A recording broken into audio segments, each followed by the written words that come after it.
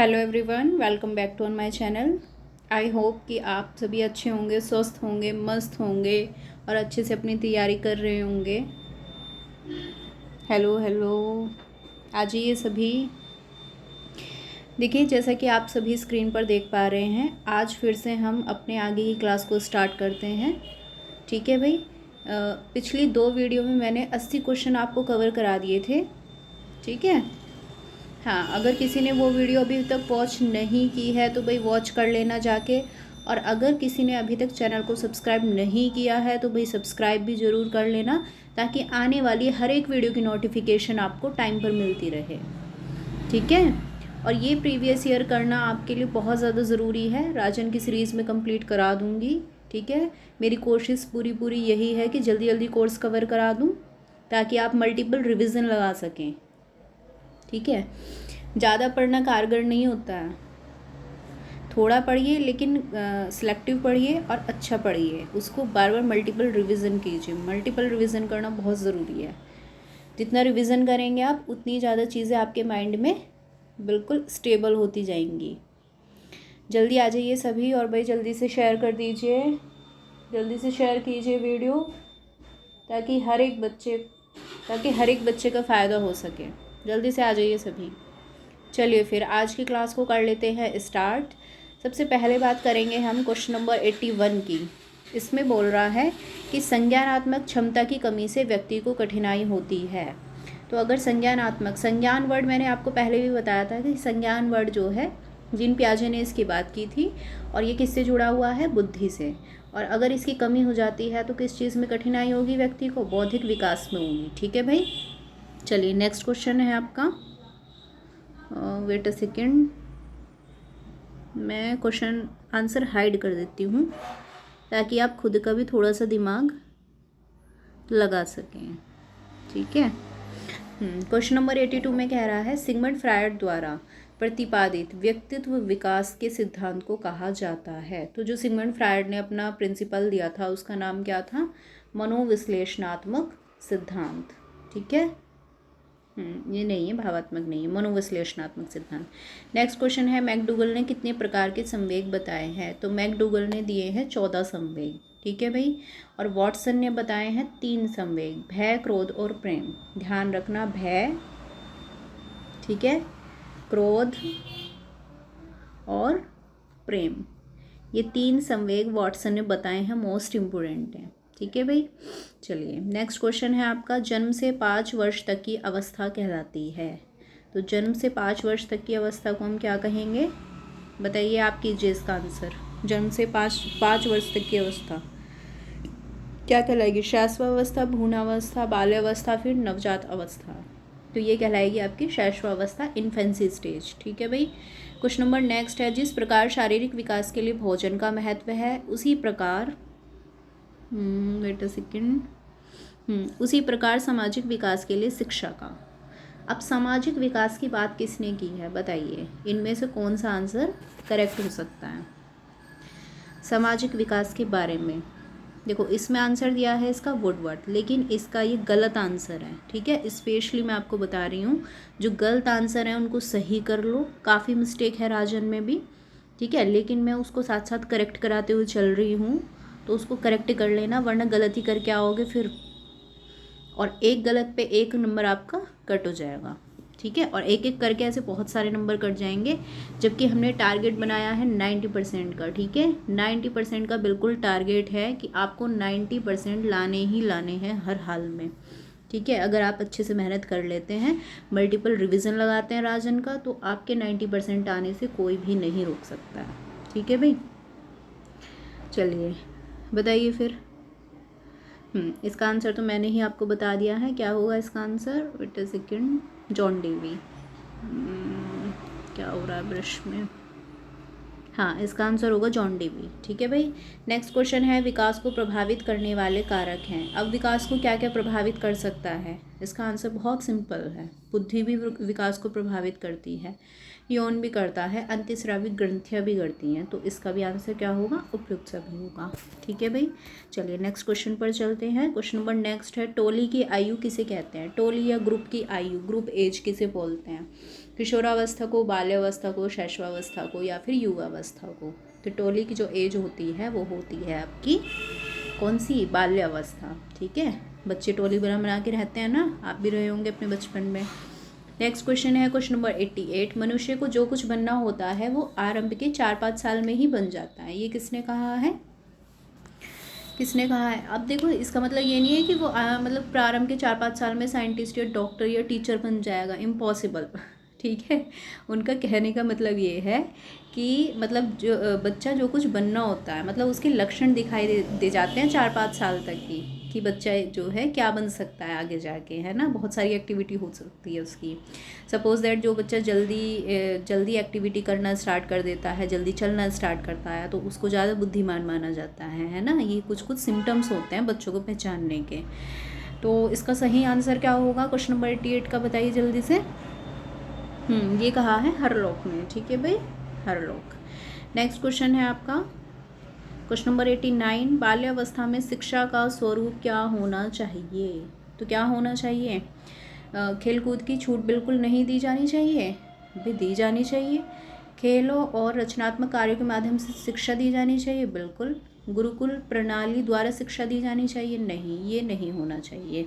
पिटाई करने वाले अध्यापक द्वारा शिक्षा दी जानी चाहिए, ये भी नहीं होना चाहिए। तो क्या होना चाहिए बाल्यावस्था में? बिल्कुल, जहाँ पे खेल और रचनात्मक कार्यों की बात की जाएगी वही सही आंसर होगा। नेक्स्ट क्वेश्चन है आपका, बालक के मानसिक विकास के लिए शिक्षक को करना चाहिए। अगर बालक का मानसिक विकास या मेंटल डेवलपमेंट आप करना चाहते हैं तो एक शिक्षक को क्या करने की ज़रूरत है? इसमें से स्नेह और सहानुभूतिपूर्ण व्यवहार, सदाचरण प्रस्तुत करना या फिर उपयुक्त शिक्षण का प्रयोग करना, है ना। उपयुक्त शिक्षण विधि भी यूज़ करना अच्छी बात है। स्नेह करना भी बच्चों को मतलब ये है कि फैमिलियर, उसको ऐसा लगता है कि मेरी कोई फैमिली है, एज अ टीचर ना बिहेव करके फ्रेंडली बिहेव करना उससे।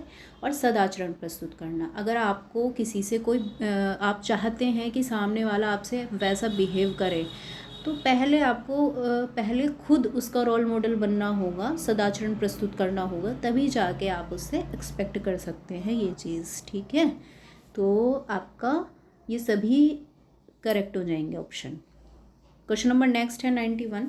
शिक्षा में सृजनात्मकता का प्रयोग किस रूप में किया जाता है? सृजनात्मकता मतलब क्रिएटिविटी, ठीक है, और इसका प्रयोग किया जाता है चिंतन के रूप में। चलिए नेक्स्ट क्वेश्चन पर चलते हैं। क्वेश्चन नंबर है आपका 92। कल्पना के विकास के लिए शिक्षा में निम्नलिखित बातों पर ध्यान देना चाहिए। तो कल्पना विकसित करने के लिए कौन सी बातों पर ध्यान देना चाहिए? भाषा विकास पर, कहानी सुनना, काल्पनिक खेलों और क्रियाओं के लिए अवसर, या फिर उपरोक्त सभी? तो उपरोक्त सभी होंगे। ठीक है भाई, कहानी सुनने से भी बच्चे की कल्पना शक्ति विकसित होती है, भाषा विकास पर ध्यान देते हैं उस पर भी, और काल्पनिक खेलों और क्रियाओं के लिए अवसर देते हैं, उससे भी बच्चे की कल्पना शक्ति विकसित होती है। क्वेश्चन नंबर नेक्स्ट है 93। थॉर्नडाइक ने दिया है, अब बताइए कौन सा नियम दिया थॉर्नडाइक ने? प्रभाव का नियम, तत्परता का नियम और अभ्यास का नियम, या फिर उपरोक्त सभी? तो ये सभी नियम जो हैं ये मुख्य नियम है थॉर्नडाइक के। देखो, थॉर्नडाइक ने 2 तरह के नियम दिए थे। ठीक है, एक तो मुख्य नियम है इनके, मुख्य नियम ये तीनों हैं, ये ध्यान रखना है आपको। और एक 5 इनके गौण नियम हैं, उन्हें भी पढ़ लेना भाई। ठीक है, ये इम्पोर्टेंट हैं सभी के सभी। चलिए नेक्स्ट क्वेश्चन है आपका 94। प्रेरणा होती है, प्रेरणा, मोटिवेशन। आप देखो, इसका भी गलत आंसर दिया है राजन में। अगर आप राजन से तैयारी कर रहे हैं, ठीक है, राजन से तैयारी करना बुरी बात नहीं है, अच्छी बात है, इसी में से आपका पेपर लगेगा। लेकिन जो आपके आंसर गलत हैं उनको ज़रूर एलिमिनेट कर लीजिए, उनको ज़रूर सही कर लीजिए, वरना आपका 1 नंबर आसानी से कट हो जाएगा। ठीक है भाई, और ऐसे एक एक करके काफ़ी नंबर आपके कट सकते हैं। तो देखो, इसका सही आंसर, इसमें जो आंसर दिया है राजन में, प्रेरणा का दिया है सिर्फ सकारात्मक, लेकिन प्रेरणा जो है वो दोनों हो सकती हैं। ठीक है भाई, सकारात्मक भी और नकारात्मक भी, पॉजिटिव मोटिवेशन भी होती है और नेगेटिव मोटिवेशन भी होती है। तो इसका ए और बे दोनों हैं। नेक्स्ट क्वेश्चन है आपका 95। अधिगम स्थानांतरण के सिद्धांत हैं। तो अधिगम स्थानांतरण के सिद्धांत कौन कौन से हैं भाई? बताइए, आप बताएंगे इसका आंसर कमेंट बॉक्स में, मुझे बताइए जल्दी से। मानसिक शक्तियों का सिद्धांत, समान तत्वों का सिद्धांत, सामान्यकरण का सिद्धांत, या फिर उपरोक्त सभी? क्या होगा इसका आंसर? तो ये सभी सिद्धांत जो हैं वो अधिगम स्थानांतरण के सिद्धांत हैं। नेक्स्ट क्वेश्चन है 96। वह प्रेरक जिन्हें व्यक्ति अपने प्रयासों से प्राप्त करता है क्या कहलाता है? अब ऐसी कोई चीज़ जिसको आप अपने प्रयासों से, अपनी मतलब अपना एफर्ट लगा के उसको गेन कर रहे हैं, तो वो क्या कहलाता है? अर्जित प्रेरक या एक्वायर्ड। ठीक है, एक्वायर्ड होगा अर्जित, अर्जन करना, अपने आप कमाना उसको। ठीक है, चलिए नेक्स्ट क्वेश्चन पर चलते हैं। क्वेश्चन नंबर है आपका 97। स्मृति सीखी हुई वस्तु का सीधा उपयोग है। स्मृति मतलब मेमोरी है ना, और ये सीखी हुई वस्तु का सीधा उपयोग है। ये किसने कहा है? तो ये कहा है आपका स्किनर ने। नेक्स्ट क्वेश्चन है आंकड़ों का प्रकार है। आंकड़ों के प्रकार कौन कौन से होते हैं? वर्गीकृत, अवर्गीकृत, या फिर अवर्गीकृत और वर्गीकृत दोनों? तो ये दोनों ही होंगे। नेक्स्ट क्वेश्चन है 99। बाल विकास के अंतर्गत निम्नलिखित आयु वर्ग है। तो बाल विकास के अंतर्गत निम्नलिखित आयु वर्ग कौन सा है? बाल विकास के अंतर्गत निम्नलिखित आयु वर्ग है, कौन कौन सा है? 0 से लेके 18 तक। ठीक है भाई। हाँ, इसको भी कई पार्ट्स में डिवाइड किया गया है, जैसे कि जन्म से लेके 5 साल तक की अवस्था शैशवावस्था है, उसके बाद आपकी बाल्यावस्था आती है, फिर किशोरावस्था आती है 12 से 18 तक। ठीक है, तो कुल मिला के जो टोटल बात की गई है वो 0 से लेके 18 साल तक की बात की गई है। ठीक है, चलिए नेक्स्ट क्वेश्चन है आपका, क्वेश्चन नंबर है 100 पे आ गए हैं भाई हम। जल्दी से शेयर कर दीजिए वीडियो, जल्दी से शेयर कीजिए अपने दोस्तों में, और सभी सब्सक्राइब कर लो भाई अगर अभी तक किसी ने सब्सक्राइब नहीं किया है, ताकि आने वाली हर एक वीडियो की नोटिफिकेशन आपको मिल सके। ठीक है, एक भी क्वेश्चन आप मिस ना करें। मैं तो नहीं चाहती हूँ कि एक भी वीडियो आप मिस करें या कुछ भी आप छोड़ करके जाएं, क्योंकि हमने बनाया कितने का टारगेट? 90+ का टारगेट। ठीक है भाई, चलिए नेक्स्ट क्वेश्चन में बोल रहा है 100 में कि बुद्धि का विकास लगभग पूर्ण हो जाता है। तो बुद्धि का विकास लगभग कौन सी अवस्था में पूर्ण हो जाता है? शैशवावस्था में, बाल्यावस्था में, किशोरावस्था में, या फिर सभी अवस्थाओं में? तो ये आपका हो जाता है किशोरावस्था में। और किशोरावस्था की एज क्या होती है? 12 से लेके 18 साल तक की। ठीक है, तो 18 तक आपका जितना भी बुद्धि का विकास होना होता है उतना हो जाता है। नेक्स्ट क्वेश्चन है नवजात शिशु में हड्डियों की संख्या होती है। अभी देखो इसमें ऑप्शन देखो आप ध्यान से, इसमें आपका आंसर जो दिया है राजन में वो फिर से गलत आंसर दिया है। इसमें आपका आंसर दे रखा है 270, जो कि बिल्कुल गलत आंसर है। ठीक है, नवजात शिशु में हड्डियों की संख्या वैसे तो 300 होती है, लेकिन अगर 300 के लगभग यहाँ पे दिया है तो ये करेक्ट होना चाहिए। ठीक है भाई, हाँ यही करेक्ट होगा, इसको सही कर लेना। चलिए नेक्स्ट क्वेश्चन पर चलते हैं। सीखने को प्रभावित करने वाला सबसे महत्वपूर्ण कारक। सीखने को प्रभावित कौन कौन करता है बताइए? प्रेरणा, ध्यान, रुचि, या फिर स्मृति?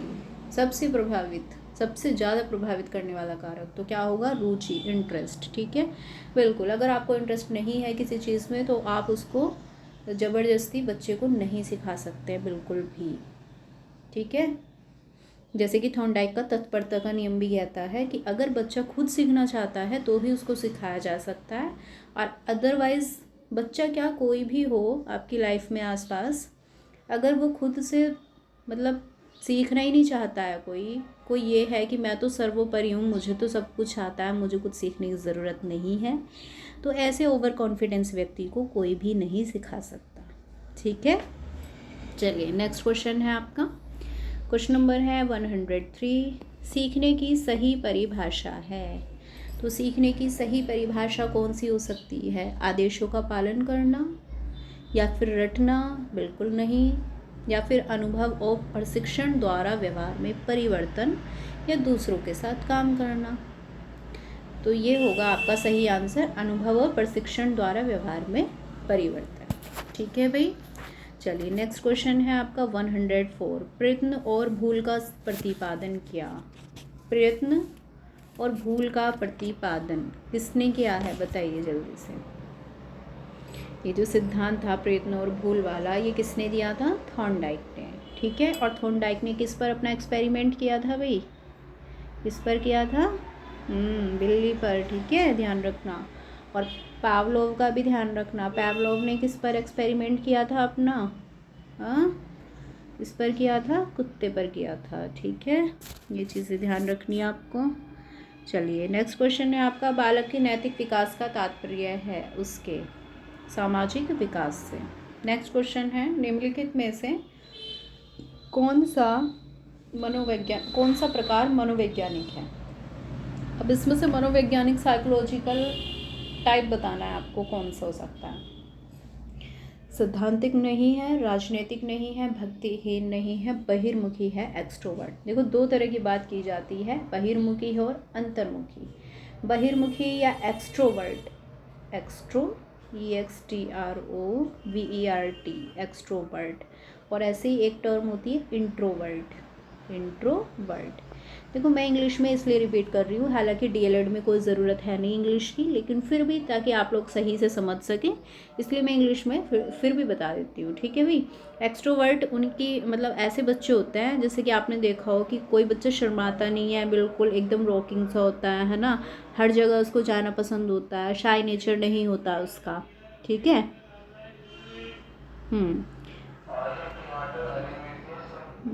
Wait a second. और एक होता है अंतर्मुखी क्वालिटी वाले बच्चे। अंतर्मुखी कौन से होते हैं? जो अपने अपने में रहना पसंद करते हैं। ये उनका कोई ये नहीं है कि भाई वो जानबूझ के ऐसा करते हैं, है ना। ये क्वालिटी होती है किसी किसी में, मतलब जन्मजात होती है ये। देखना आप किसी को ऑब्जर्व करके अपने आसपास, कोई कोई बच्चा होगा जो घर घर में रहना पसंद करता है, अपने अपने आप में रहना पसंद करता है, उसको बाहर के किसी काम से कोई मतलब नहीं होता, ठीक है। मतलब शाय नेचर होता है उसका, शर्माता है वो बच्चा बहुत ज़्यादा, ठीक है। इस तरह का जो नेचर होता है वो इंट्रोवर्ट में अंतर्मुखी पर्सनैलिटी के अंदर आ जाता है, ठीक है भाई। तो इसमें कौन सा प्रकार है आपका मनोवैज्ञानिक? बहिर्मुखी। चलिए नेक्स्ट क्वेश्चन पर चलते हैं। क्वेश्चन नंबर नेक्स्ट है, आत्म केंद्रित व्यक्ति का व्यक्तित्व होता है। अब देखो आत्म केंद्रित, आत्म मतलब अपने आप पर केंद्रित होना, अभी अभी मैंने बताया है, तो आप इसका सही आंसर बता सकते हैं खुद से। आत्म केंद्रित मतलब अपने अपने आप के बारे में सोचना या अपने आप पर केंद्रित होना। कौन सी पर्सनैलिटी के अंदर आएगा भाई, बताइए जल्दी से। अंतर्मुखी, ठीक है, इंट्रोवर्ट। अभी जो मैंने आपको इंट्रोवर्ट एक्सट्रोवर्ट दो तरह की पर्सनैलिटी बताई थी, ठीक है। नेक्स्ट क्वेश्चन है, चिंतन के साधनों में से एक है। तो चिंतन के साधनों में से एक क्या है? रटना, गुणों का विश्लेषण, सामान्यीकरण या फिर संकेत। तो इसमें होगा आपका संकेत। क्वेश्चन नंबर नेक्स्ट है 109, बालक में अभिप्रेरणा उत्पन्न करने का प्रमुख स्रोत है।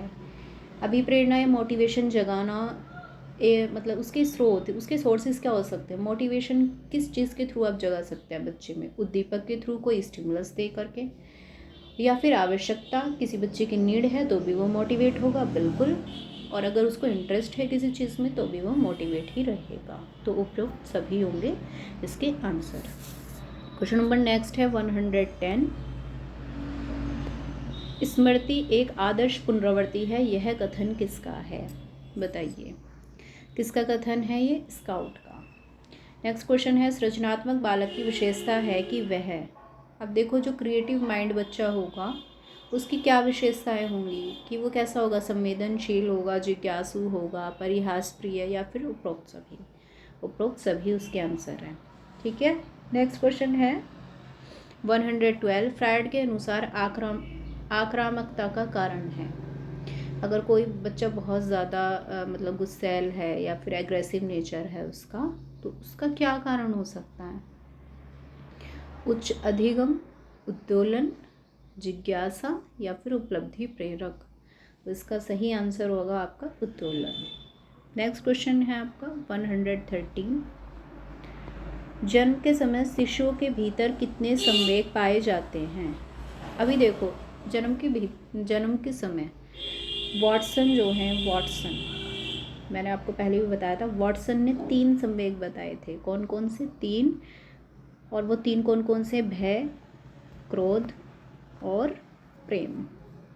ये 3 संवेग बताए वॉटसन ने, ठीक है। तो इसका सही आंसर बिल्कुल यही होगा 3। लेकिन राजन में जो इसका आंसर दिया है वो 2 दिया है, जो कि बिल्कुल गलत है। ठीक है, इसको भी आप सही कर लेना। नेक्स्ट क्वेश्चन है 114, अधिगम का सूझ का सिद्धांत दिया था। तो सूझ का सिद्धांत किसने दिया है भाई? कोहलर ने दिया है।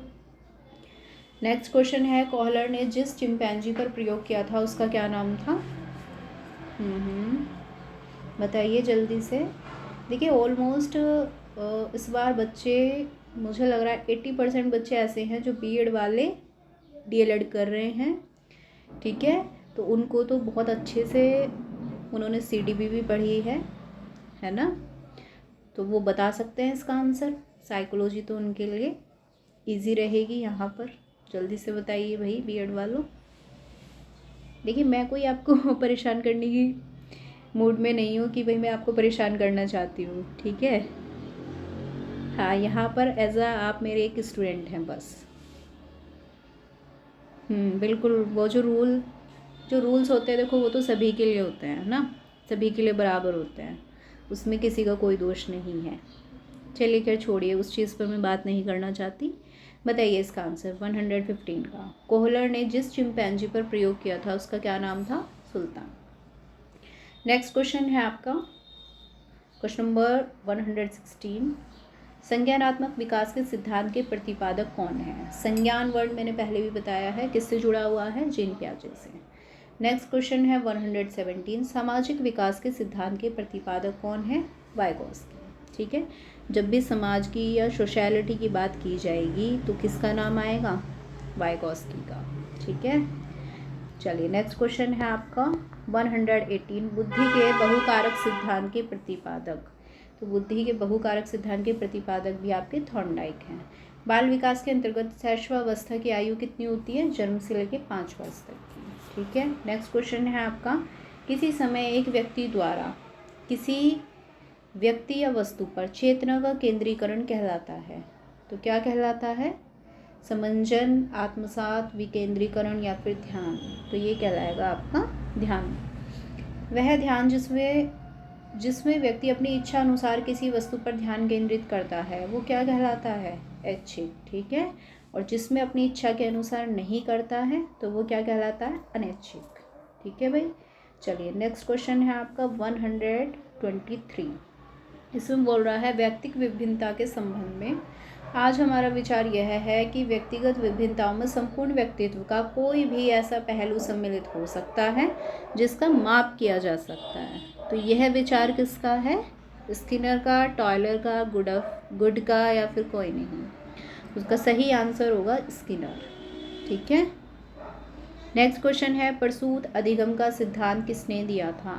तो प्रसूत अधिगम का सिद्धांत किसने दिया भाई? स्किनर ने। नेक्स्ट क्वेश्चन है आपका, क्वेश्चन नंबर है आपका 125, निम्नलिखित में से थॉर्नडाइक का नियम है। अब देखिए थॉर्नडाइक के नियम मैंने आपको 3 मुख्य नियम बताए थे, 5 गौण नियम बताए, ठीक है। तो ये तीनों मुख्य नियम थॉर्नडाइक के ही हैं, तो अप्रोक्स सभी इसका आंसर होगा।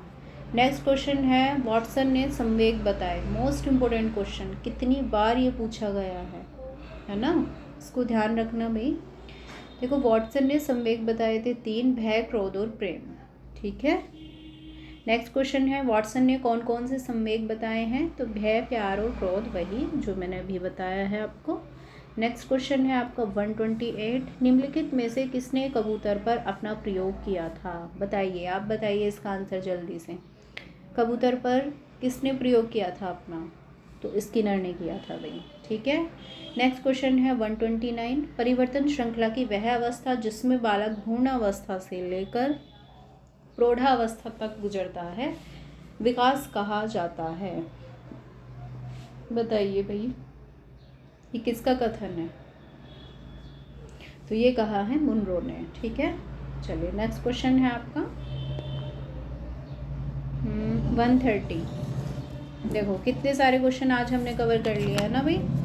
जल्दी जल्दी मल्टीपल रिवीजन लगाइए और अच्छे से अपनी तैयारी कीजिए ताकि डीएलएड में आपके 90+ तो आने ही आने चाहिए भाई, ठीक है। और आएंगे भी अगर आप अच्छे से रिवीजन करेंगे, मल्टीपल रिवीजन लगाएंगे तो बिल्कुल आएंगे, ठीक है। अब देखो इसमें कह रहा है रुचि में निहित है, तो रुचि में निहित क्या है? अवधान, अनुभव। इसको थोड़ा बड़ा कर लेती हूँ, रुको। तो रुचि में क्या निहित है इनमें से? अवधान, अनुभव, ज्ञान या फिर मनोरंजन? तो देखो, अवधान या ध्यान एक ही बात होती है। अवधान या फिर ध्यान।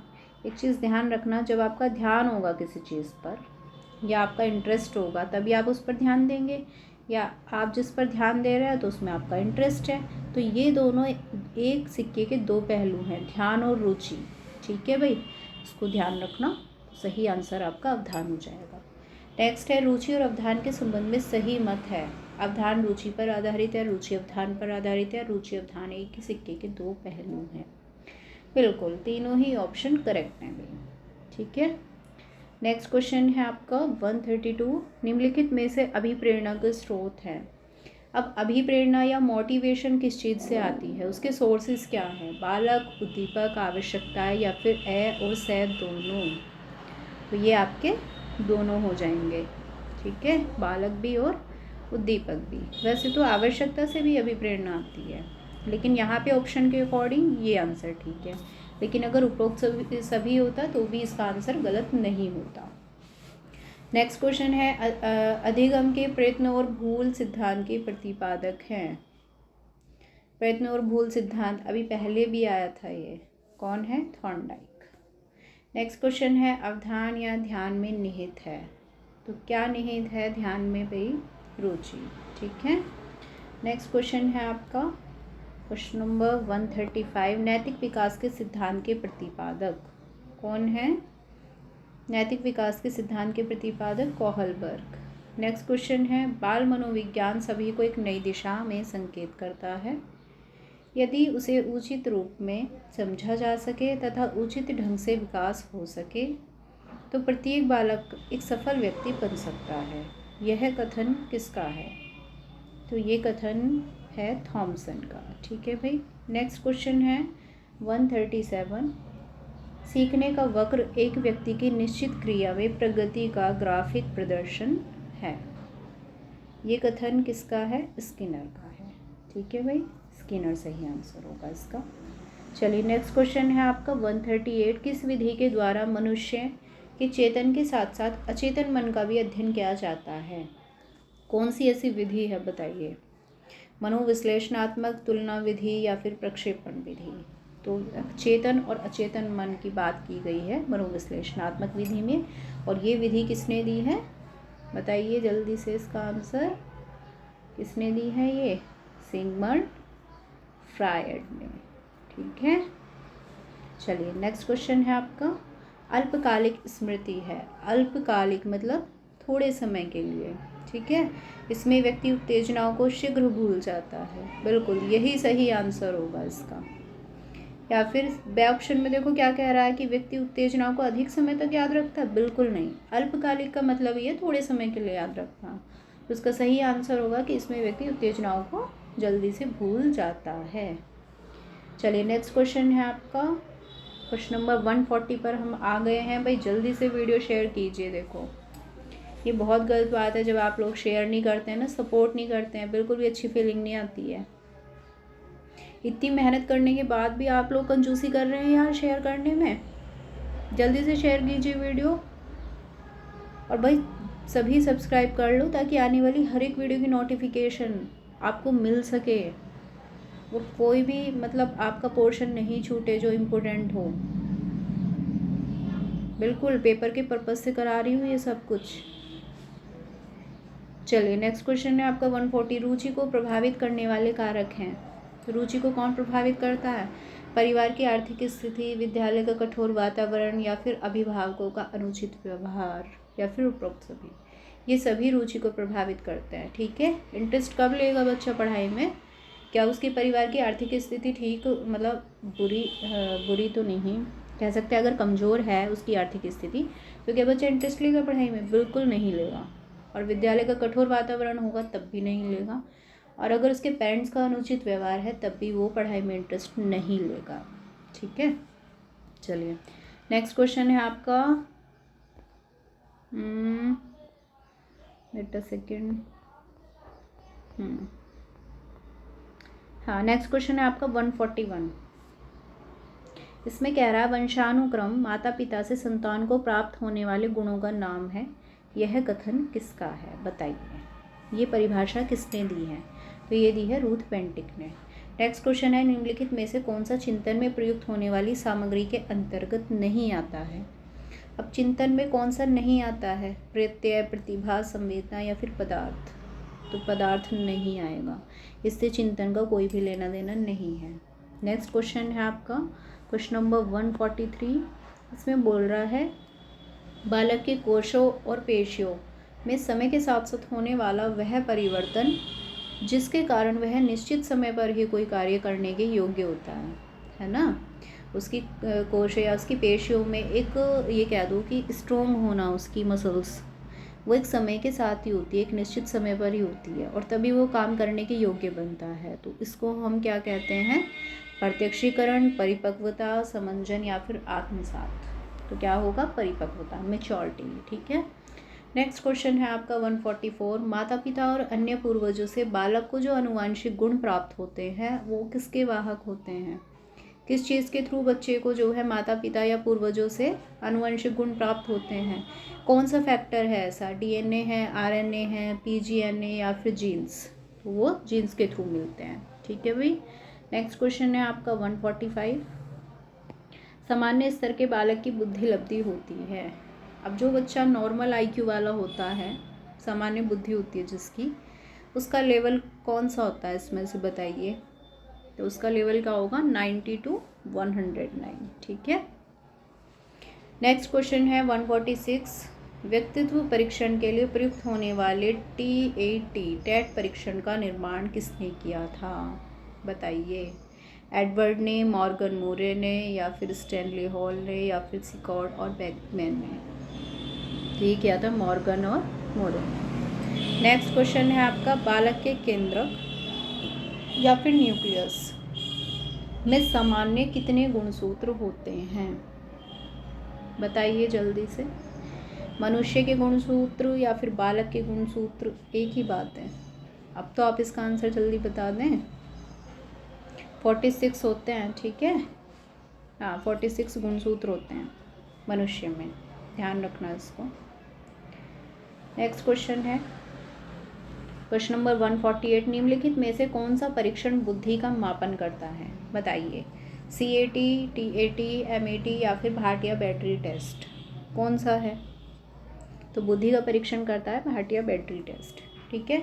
नेक्स्ट क्वेश्चन है बाल विकास के अंतर्गत बाल्यावस्था की अवधि मानी जाती है। तो कितनी अवधि मानी जाती है बाल विकास के अंतर्गत? किशोरावस्था की, किशोर नहीं, बाल्यावस्था। बाल्यावस्था की कितनी अवधि मानी जाती है? बताइए इसका आंसर जल्दी से, जल्दी से बताइए भाई। कितनी बार मैं आपको बता चुकी हूँ इसकी अवधि। जन्म से 5 साल तक तो मैंने शैशवावस्था बताया था आपको, है ना। अब आप खुद सोच के बता दो कि बाल्यावस्था उससे नेक्स्ट कहाँ पे मतलब एग्जिस्ट करेगा। तो 6 से 10 साल क्या होती है? बाल्यावस्था होती है।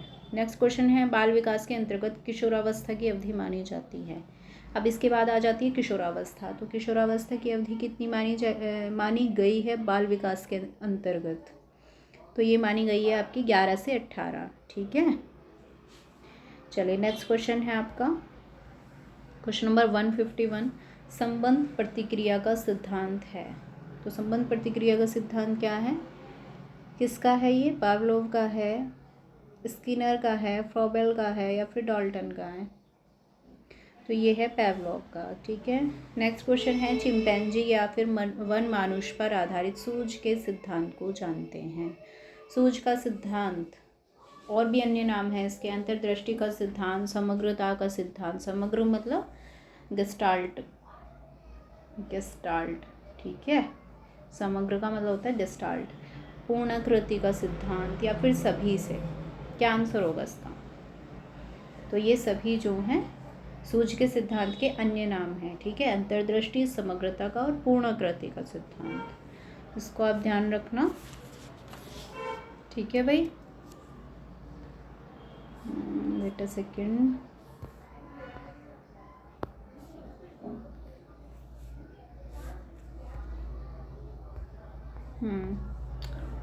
आज हमारे क्वेश्चन कितने हुए हैं? 152 कवर हो गए हैं भाई। ठीक है, 152 क्वेश्चन हमने कवर कर लिए हैं। हाँ, नेक्स्ट वीडियो में हम कवर करेंगे इससे आगे के क्वेश्चन, और कोशिश करेंगे कि इससे आगे जो आपकी वीडियो आएगी उसमें सारे ऑब्जेक्टिव आपके कंप्लीट हो जाएंगे। ठीक है, हाँ, फिर उसके बाद हम वेरी शॉर्ट और शॉर्ट आंसर करेंगे बाद में। ठीक है भाई, अगर अभी तक भी किसी ने चैनल को सब्सक्राइब नहीं किया है तो भाई सब्सक्राइब कर लो ज़रूर, ताकि आने वाली हर एक वीडियो की नोटिफिकेशन आपको मिल सके।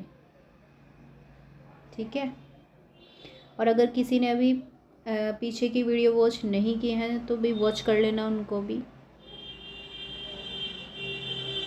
हाँ बिल्कुल, 90+ का टारगेट रहेगा हमारा। ठीक है, बिल्कुल 90+ का टारगेट रहेगा। अगर किसी को तैयारी करनी है तो बिल्कुल मल्टीपल रिवीजन लगाइए। जो मैं ये करा रही हूँ सीरीज़, ये अच्छे से करिए, बार बार मल्टीपल रिवीजन लगाइए। हर सैटरडे संडे आप मल्टीपल रिवीजन लगाइए। ठीक है, कोई भी आपके जो है 90+ आने से नहीं रोक सकता। ओके गाइज, चलिए मिलते हैं फिर नेक्स्ट वीडियो में। तब तक के लिए have a good day, bye bye, thank you so much.